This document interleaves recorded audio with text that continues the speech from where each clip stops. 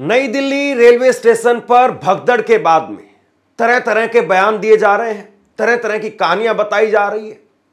कहा जा रहा है कि हम जांच कमेटी बैठाएंगे, हम मुआवजा देंगे, 10 लाख रुपए के मुआवजे का ऐलान कर दिया गया। लेकिन सवाल इस बात का है कि क्या वाकई इस बात की तहकीकात की भी जाएगी कि भगदड़ क्यों हुई, जो जिम्मेदार है उनका इस्तीफा होगा। और सबसे बड़ी बात यह भी है कि जो बात नंगी आंखों से सबको दिखाई दे रही है, जो बात पूरे देश को समझ में आ रही है कि भगदड़ क्यों हुई, क्या नरेंद्र मोदी को वो बात समझ में नहीं आ रही है? सब जानते हैं कि महाकुंभ के नाम पर जो माहौल बनाया गया उस हिसाब से व्यवस्थाएं नहीं की गई। अगर मोटी एक लाइन में पूरी बात को समझना चाहें, समेटना चाहें, तो सिर्फ यही एक लाइन है। महाकुंभ के नाम पर जितना माहौल बनाया गया लोगों को लाने का, भीड़ इकट्ठा करने का, उस हिसाब से व्यवस्थाएं नहीं की गई और इसीलिए बार बार हादसे हो रहे हैं। मुझे तो लगता है यही है, बाकी आप अपनी राय बताइए। अब मैं आपको इस खबर के अंदर मैं आपको सिलसिलेवार तरीके से रेलवे के अधिकारियों की तरफ से अब तक भगदड़ क्यों हुई, इस बात को लेकर के जो बयान दिए जा रहे हैं वो आपको दिखाता हूं। उसके साथ साथ चश्मदीद वहां पर क्या कह रहे हैं और अलग अलग रिपोर्ट्स में क्या कुछ निकल करके अभी तक सामने आया है, पूरी कहानी किस तरीके से ये भगदड़ हुई, इस बात को जरा समझने की कोशिश कीजिए। नरेंद्र मोदी इस्तीफा लेंगे नहीं लेंगे, बोलेंगे नहीं बोलेंगे, पता नहीं, लेकिन कम से कम आप लोगों को यह पता होना चाहिए या आप लोगों तक यह बात जरूर पहुंचनी चाहिए कि कैसे भगदड़ हो गई। रेल मंत्री का जो आखिरी ट्वीट है, रेल मंत्री का आखिरी ट्वीट 1 बजे का है। रेल मंत्री साहब ने आखिरी ट्वीट किया, उसमें उन्होंने अपने शोक व्यक्त किए और उसके बाद में रेल मंत्री साहब की तरफ से कोई ट्वीट जो है वो नहीं किया गया है। कम से कम रेल मंत्री को यह बताना चाहिए था कि आखिरकार भगदड़ क्या हुई, अभी तक क्या क्या एक्शन ले लिए गए। मतलब उनकी तरफ से जो एक तत्परता दिखाई जानी चाहिए या लोगों के सामने अफवाहें और ना फैले, इसलिए उनकी तरफ से जो जानकारी व्यक्तिगत तौर पर सामने आनी चाहिए वो जानकारी अभी तक उनकी तरफ से नहीं है। बाकी अगर नरेंद्र मोदी आज 2 घंटे का भाषण दे तो उसमें से 15 छोटे छोटे वीडियो क्लिप निकाल करके सारे मंत्री ट्वीट करते हैं। इन सारे मंत्रियों का यह जरूरी काम है। लेकिन रेल मंत्री का यह आखिरी ट्वीट है रात को 1 बजे। उसके बाद में अभी तक जब यह वीडियो मैं रिकॉर्ड कर रहा हूं, दोपहर के 2 बज चुके हैं, यानी 12 घंटे से ज्यादा का वक्त हो गया है और रेल मंत्री ने कोई ट्वीट नहीं किया है। अब जरा समझिए कि यह पूरी कहानी ये हुआ कैसे है। भास्कर ने इसको लेकर के कहा है, भास्कर की रिपोर्ट है, कुछ चश्मदीद है, कुछ अलग अलग और रिपोर्ट है, वो भी मैं आपको बताऊंगा। भास्कर ने इसमें लिखा है कि इस हादसे के कई वीडियो सामने आए हैं जो दिखाते हैं कि किस तरह भीड़ बढ़ने की वजह से हादसा हुआ। प्लेटफॉर्म नंबर 14 पर प्रयागराज जाने वाली 2 ट्रेनें लेट थी, इसकी वजह से भीड़ बढ़ने लगी। अचानक से अनाउंस हुआ, घोषणा की जाती है कि भुवनेश्वर राजधानी प्लेटफॉर्म नंबर 16 पर आ रही है। भीड़ प्लेटफॉर्म नंबर 16 की ओर भागने लगी। फुटओवर ब्रिज पर भगदड़ में कुछ लोग गिरे और भीड़ सभी को कुचलती हुई चली गई। हादसे के बाद में सीढ़ियों पर शव थे, लोगों का सामान था, जूते चप्पल बिखरे हुए थे। अब देखिए, मैं थोड़ा सा और आपको खोल करके बताता हूं। यह जो हादसा हुआ है मोटे तौर पर इसकी जो बड़ी वजह है वो ये है कि ट्रेनें लेट थी। उसकी वजह से उन ट्रेनों में जाने वाले जो यात्री है वो प्लेटफॉर्म पर पहले से मौजूद थे और जो ट्रेनें आनी है उसके बाद में, जैसे उदाहरण के तौर पर आप ऐसे समझिए कि 9 बजे जिस ट्रेन को जाना है वो ट्रेन अगर 10 बजे तक नहीं आएगी तो उसके जो भीड़ है वो वहीं पर खड़ी हो जाती है, पूरी की पूरी भीड़। एक ट्रेन में जाने वाले जितने यात्री होते हैं वो सारे वहीं पर खड़े हो जाते हैं और उसके बाद में जो अगली ट्रेन है उसी प्लेटफॉर्म से जानी है, उस ट्रेन के यात्री भी वहां पर पहुंच जाते हैं। मतलब एक प्लेटफॉर्म पर एक समय में 3-4, और जब एक प्लेटफॉर्म होता है, ये प्लेटफॉर्म नंबर 16 पर घटना हुई है। प्लेटफॉर्म नंबर 16 पर बताया जाता है कि एक दिन में करीब 250 ट्रेनें चलती हैं। प्लेटफॉर्म नंबर 16 और उसके साथ में 13 और 14, इन 3 प्लेटफॉर्म पर जो है ये पूरी भगदड़ मची है। तो जाहिर सी बात है तीनों जो अलग अलग प्लेटफॉर्म है उन सारी ट्रेनों में जाने वाले लोगों को अगर आप जोड़ दें तो सोचिए कितनी बड़ी यह संख्या हो जाएगी। अब देखिए जो रेलवे के अधिकारी हैं वो क्या कह रहे हैं, पहले देख लीजिए। बड़ा शर्मनाक तरीके से उन्होंने अपने आप को डिफेंड करने की कोशिश की है। उत्तर रेलवे के सीपीआरओ हिमांशु शेखर उपाध्याय, इन्होंने कहा था रात को कि कोई भगदड़ नहीं हुई है, और अब सुबह ये क्या कह रहे हैं सुनिए। ये कह रहे हैं कि कल जब यह दुखद घटना हुई उस समय नई दिल्ली रेलवे स्टेशन के प्लेटफॉर्म नंबर 14 पर पटना की ओर जाने वाली मगध एक्सप्रेस और प्लेटफॉर्म नंबर 15 पर जम्मू की ओर जाने वाली उत्तर संपर्क क्रांति खड़ी थी। मतलब इनके हिसाब से 14 नंबर प्लेटफॉर्म पर पटना की तरफ जाने वाली ट्रेन थी और 15 पर जम्मू की ओर जाने वाली ट्रेन थी। इसी दौरान फुटओवर ब्रिज से 14 और 15 नंबर प्लेटफॉर्म की तरफ आ रही सीढ़ियां, उसमें एक यात्री के फिसल करके गिरने की वजह से पीछे के कई यात्री इसकी चपेट में आ गए। यह दुखद घटना थी। एक उच्च स्तरीय इसकी समिति इसकी जांच कर रही है। कोई भी ट्रेन रद्द नहीं की गई थी और ना ही किसी ट्रेन का प्लेटफॉर्म बदला गया था। अब प्लेटफॉर्म पर स्थिति सामान्य है, सभी ट्रेनें अपने सामान्य समय पर चल रही है। दो मोटी बात है जो ध्यान देने वाली है। यहां पर रेलवे के अधिकारी कह रहे हैं कि पीछे से जो है एक आदमी धक्का देता है, एक आदमी फिसल करके गिर जाता है, या आदमी अपने आप से फिसल करके गिर गया। मोटे तौर पर रेलवे के इस अधिकारी के अनुसार एक आदमी फिसल करके गिर गया और उसके बाद में वहां पर और लोग गिरते चले गए और फिर भगदड़ में ये जो है वो कई लोग गिरते हुए चले गए। 14 नंबर और 15 नंबर प्लेटफॉर्म की तरफ आने वाली सीढ़ियों पर पैसेंजर के फिसल कर गिरने से उनके पीछे के कई यात्री इसकी चपेट में आ गए और यह दुखद घटना घटित हुई। इस हादसे की उच्च स्तरीय कमेटी द्वारा जांच की जा रही है। अब बताइए, कुल मिलाकर के ये तो कह रहे हैं कि हमारी तरफ से तो कोई दिक्कत नहीं थी, कुछ यात्री फिसल करके गिर गए, इसकी वजह से सब कुछ हुआ है। जबकि चश्मदीद बता रहे हैं कि वहां पर पर्याप्त संख्या में ना पुलिस थी ना आरपीएफ के लोग थे जो होने चाहिए थे। एक रिपोर्ट और कहती है इंडिया टुडे की, और उसमें जो है उसमें कहा गया है कि प्लेटफॉर्म नंबर 13 पर स्वतंत्रता सेनानी ट्रेन वो लेट हो गई थी, यानी लेट होने की वजह से उसके यात्री वहीं पर मौजूद थे। प्लेटफॉर्म नंबर 13 और 14 पर लोग जुड़ते चले गए। उसके बाद में एक और जो है वो खबर निकल करके सामने आई है, 1500 टिकट हर घंटे जनरल बोगी के टिकट वो प्लेटफॉर्म से दिए जा रहे थे। 1500 लोग हर घंटे में प्लेटफॉर्म पर पहुंच रहे थे। 1500 लोग पता है कितने होते हैं? मतलब छोटी मोटी एक बड़ी रैली आप समझ लीजिए, उसमें जितने लोग आते हैं उतने लोग जो है वो हर घंटे टिकट लेकर के जा रहे थे। और जो ऑनलाइन टिकट करके आ रहे हैं या जो पहले से जिनका टिकट है वो अलग है। इतने लोग जो है वो हर घंटे पहुंच रहे थे। फिर उसके बाद में प्लेटफॉर्म नंबर 16 पर स्पेशल ट्रेन की एक अनाउंसमेंट होती है। मतलब 13 नंबर प्लेटफॉर्म के ऊपर स्वतंत्रता सेनानी आनी थी, वो लेट हो गई। उसके बाद में लोग जुटते चले गए। फिर कहा गया कि प्लेटफॉर्म नंबर 16 पर एक स्पेशल ट्रेन प्रयागराज की तरफ जाने वाली। आदमियों ने जो है प्रयागराज दौड़ना शुरू कर दिया कि प्रयागराज जो है वो चलेंगे, उस स्पेशल ट्रेन से चलेंगे। मतलब यह सही बात है कि ट्रेन रद्द नहीं की गई। यह भी सही बात अभी तक समझ में आ रही है। अगर रिपोर्ट को देखें तो कोई प्लेटफॉर्म किसी ट्रेन का आखिरी में बदला नहीं गया, लेकिन दो ट्रेनें जो है वो लेट थी और फिर उसके बाद में स्पेशल ट्रेन की घोषणा होती है, लोग उस तरफ भाग जाते हैं। रेलवे मंत्री का ये ट्वीट आप देखिए। रेलवे मंत्री पहले नकार देते हैं, उनके रात को 1 बजे से पहले जितने ट्वीट आते हैं वो ट्वीट के बताते हैं कि पहले वो नकार देते हैं और उसके बाद में जब ये दुर्घटना हो जाती है, रात को 9:50 पर यह दुर्घटना हुई है। 9:50 पर यह भगदड़ मची है। 10 बजे आप मोटे तौर पर मान लीजिए, और 12 बजे तक पूरी सरकार, पूरा सिस्टम 2 घंटे तक नकारने में लगा रहा। जब उसके बाद में वहां पर चश्मदीद लोगों के बयान आने शुरू हो गए, तब जाकर के सरकार ने स्वीकार किया कि हां कुछ लोग मरे हैं। यहां पर रेल मंत्री भी कह रहे हैं कि 4 स्पेशल ट्रेन चलाई जा रही है। समझ में यह नहीं आता है कि 4 स्पेशल ट्रेन चलाने की आप तुरंत घोषणा कर देते हैं, तुरंत यहां पर कह देते हैं। पहले से ये ट्रेनें कहां थी? पहले से जानकारी क्यों नहीं थी? पहले से ही जो अनाउंसमेंट क्यों नहीं हो रहे थे कि इतनी इतनी घंटे के बाद में वहां पर स्पेशल ट्रेनें चलेंगी?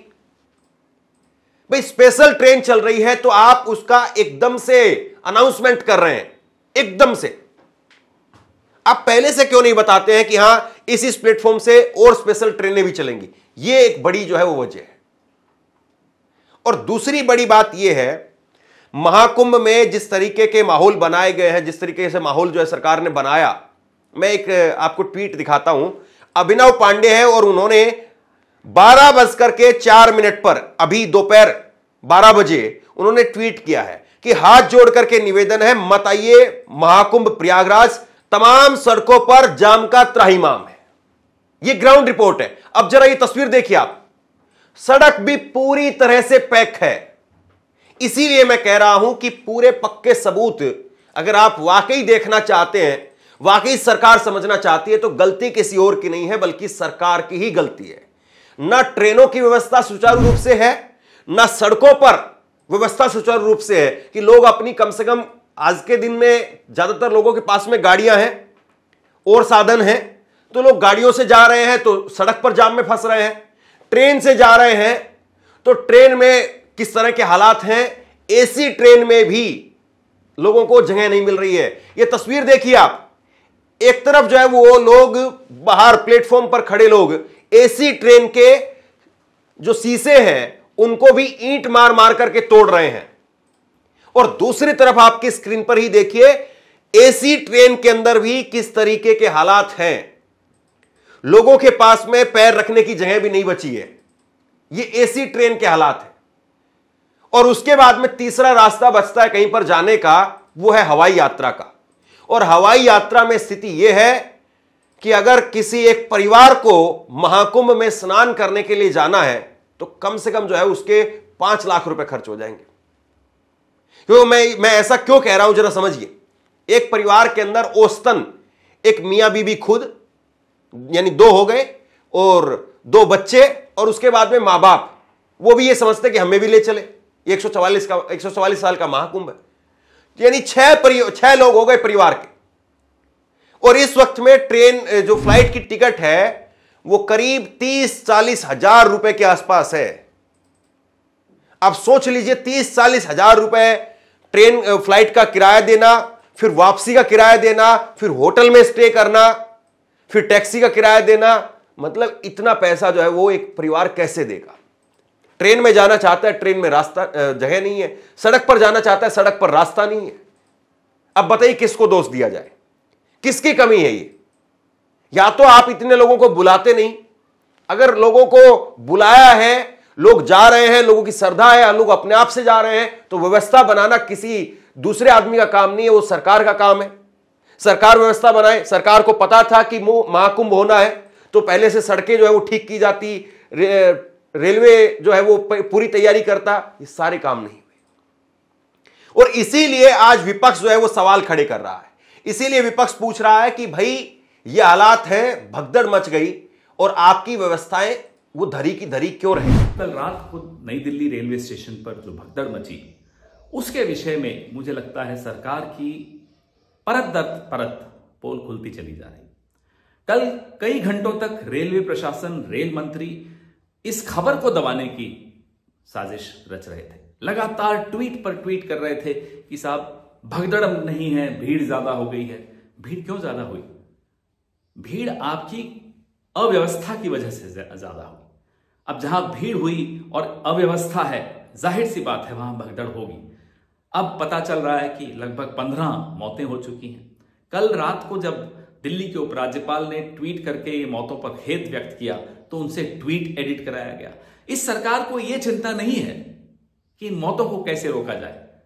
इस सरकार की सबसे प्रमुख चिंता यह है कि इन मौतों की खबरों को कैसे रोका जाए। राजा के लिए अपनी छवि, निखरती हुई छवि दिखती रहनी चाहिए, लोग जाएं भाड़ में। इस तरह की मानसिकता लेकर जब कोई सरकार व्यवस्था करती है या उसकी जिम्मेदार बनती है, जाहिर सी बात है वो व्यवस्था नहीं कर पाएगी, क्योंकि उसकी नजरें मछली की आंख पर हैं कि मैं कैसे अच्छा दिखूं। आपके अच्छे दिखने के चक्कर में आपने करोड़ों लोगों की आस्था के साथ आप मजाक कर रहे हैं, जो कुंभ जाते हैं इस भरोसे पर जाते हैं कि सरकार की व्यवस्था होगी। कुंभ में भगदड़ मची आज से कुछ दिन पहले, आपने खबरों को दबाया। कल रेल मंत्री जिस तरह से दबा रहे थे वो सबके सामने है। और 13-14 घंटे हो गए इस भगदड़ को, अभी तक कोई नंबर नहीं जारी किया, फोन नंबर जिससे कोई परिजन फोन कर सके, पता लगा सके। कुछ लोग लापता हैं, कहां हैं वो, किस अस्पताल में हैं, कुछ खबर नहीं। कल हमारे पत्रकार मित्र बता रहे हैं कि किस तरह से प्लेटफॉर्म को बंद करके सफाई का अभियान चालू हुआ, कि कैसे कोई सबूत, कोई अवशेष न रह जाए जिससे भगदड़ की और डिटेल्स लोगों को मिल सके। हम यह मांग करते हैं कि सारी सीसीटीवी फुटेज, क्या सीसीटीवी बंद था, सारी सीसीटीवी फुटेज उस वक्त की 9:50 से 11, साढ़े 11, 12 बजे रात की सीसीटीवी फुटेज जारी की जाए। क्या हुआ, जो अनाउंसमेंट्स हो रही थी, यात्री बता रहे हैं कि अनाउंसमेंट्स में बहुत कंफ्यूजन था, कौन से प्लेटफॉर्म नंबर पे कौन सी गाड़ी आएगी, इसमें आप लोगों ने कंफ्यूजन किया। आप व्यवस्था नहीं सुचारू कर सकते, देश की राजधानी में व्यवस्था नहीं सुचारू कर सकते, किस तरह की आप बातें करते हैं, धार्मिक बातें करते हैं, और धर्म का एक इतना बड़ा आयोजन हो रहा है, उसमें आप व्यवस्था नहीं कर पाते। इससे बड़ा धोखा क्या हो सकता है। ये लाचार बेबस लोगों की मौतें तो हुई हैं, लेकिन लोगों के मन में जो एक अपने सरकार, अपने राजा के प्रति भरोसा होता है, ये मौत उस भरोसे की हुई है, और ये मौत बार बार हो रही है। सरकार से हम ये मांग करते हैं कि जवाबदेही फिक्स करे, जिम्मेदारी फिक्स करे। ये बार बार आंख मूंद लेने से घटना की हकीकत को छिपाया या दबाया नहीं जा सकता। सरकार ने जो अपनी पूरी ताकत लगाई है, सरकार ने अपनी पूरी ताकत, ऐसा लगता है कि किसी तरीके से खबर को दबाने में लगाई है। ये एएनआई का ट्वीट आप देखिए, और मैं एएनआई के ट्वीट्स आपको इसलिए दिखा रहा हूं ताकि ये एक एजेंसी है, आप ये नहीं मानेंगे कम से कम कि एएनआई कोई ट्वीट कर रहा है तो वो कोई अपनी मंशा से ट्वीट कर रहा है या किसी तरीके की बायसनेस उसमें है। एएनआई का ट्वीट है, ये ट्वीट बताता है एएनआई का कि यहां पर रेलवे के अधिकारियों की तरफ से, रेलवे के सीपीआरओ की तरफ से वो कहा जाता है कि कोई भगदड़ नहीं हुई है, यह केवल एक अफवाह है। यह रात को कहा जाता है। उसके बाद में यह जरा देखिए आप, जो दिल्ली के उपराज्यपाल हैं वो ट्वीट करते हैं कि लोग मारे गए हैं, उसके बाद में अपने ट्वीट को एडिट कर देते हैं। और उसके बाद में एक एएनआई का आज सुबह का एक ट्वीट देखिए, 7:35 का 16 फरवरी का ट्वीट। एएनआई कहता है कि जो हमने रात को ट्वीट किया था, जिसमें हमने जानकारी दी थी कि सीपीआरओ कह रहे हैं कि कोई भगदड़ नहीं मची है, मात्र एक अफवाह है, वो ट्वीट हमने हटा लिया है क्योंकि शुरुआती जानकारी थी। मतलब एक सेकंड की जो जानकारी आपके पास में थी, टेबल पर थी, आप सीसीटीवी कैमरे के जरिए सब कुछ देख रहे थे। ये ऐसा नहीं है कि कहीं पर दूर दराज के क्षेत्र में हो रहा है, ये नई दिल्ली में हो रहा है, नई दिल्ली रेलवे स्टेशन पर यह हो रहा है। और जरा नई दिल्ली रेलवे स्टेशन पर 2 साल पहले, बल्कि 2.5 साल पहले, सितंबर 2022 में नई दिल्ली रेलवे स्टेशन को जब प्राइवेट कंपनी के हाथों में दिया गया कि इसका रखरखाव करने का काम वो करेंगे, तो उस वक्त में एक ये वीडियो जारी किया गया था कि नई दिल्ली का रेलवे स्टेशन कुछ इस तरीके से बनाया जाएगा, विश्व स्तरीय बनाया जाएगा। हर चीज में जो इनका एक ड्रामा है, या यूं कहें कि हर चीज में इनका एक वाहवाही लूटने का एक बड़ा साधन है, हर चीज को यह कहना कि वर्ल्ड लेवल का बना रहे हैं, विश्व स्तरीय बना रहे हैं। 2.5 साल के पहले यह ट्वीट करके जो है वो बताया जाता है, खुद रेलवे के हैंडल पर यह ट्वीट आज भी मौजूद है। सितंबर 2023 का ट्वीट है ये, 22 का, सितंबर 2022 से सितंबर 2023, सितंबर 2024, और आज फरवरी 2025 में हम खड़े हैं। 2.5 साल बीत गए। 2.5 साल में आप कितने कदम आगे चले हैं? 2.5 साल में आपने कौन सा वर्ल्ड लेवल का यहां पर काम करने का काम किया है? तो ये सारे सबूत चीख करके बता रहे हैं कि गलती किसकी है। अगर अभी भी कोई ये नहीं देखना चाह रहा कि गलती किसकी है, गलती ढूंढने के लिए यहां पर कमेटियां बनाई जा रही हैं, और उस कमेटी की जवाब आ गया क्या? जो 29 जनवरी को प्रयागराज में मौनी अमावस्या के दिन जो भगदड़ हुई थी, उस भगदड़ के लिए कितने लोग जिम्मेदार थे? उस भगदड़ के लिए किस किस मंत्री का, नेता का इस्तीफा हुआ? कितने अधिकारियों का इस्तीफा हुआ? क्या वो जांच अभी तक पूरी हो गई? 29 जनवरी से और आज 16 फरवरी है, आज तक उस जांच का क्या हुआ? ऐसे ही इस जांच को 15 दिन 10 दिन के बाद में लोग भूल जाएंगे। कल ही जो है वो दिल्ली के सीएम की घोषणा कर दी जाएगी, आज कर दी जाएगी, लोग जो है उस पर बात करने लगेंगे, मीडिया उस पर बात करने लगेगी, खासियत बताई जाएगी कि प्रवेश वर्मा को डिक्लेयर किया गया, प्रवेश वर्मा के पिताजी ये थे, माताजी ये थे, बच्चे ये करते हैं, या किसी और फला आदमी को डिक्लेयर किया गया है, उसका परिवार का बैकग्राउंड ये, उसके इंटरव्यू होने लगेंगे, सब भूल जाएंगे इसको। सोचिए आप लोगों की जान की कीमत क्या है।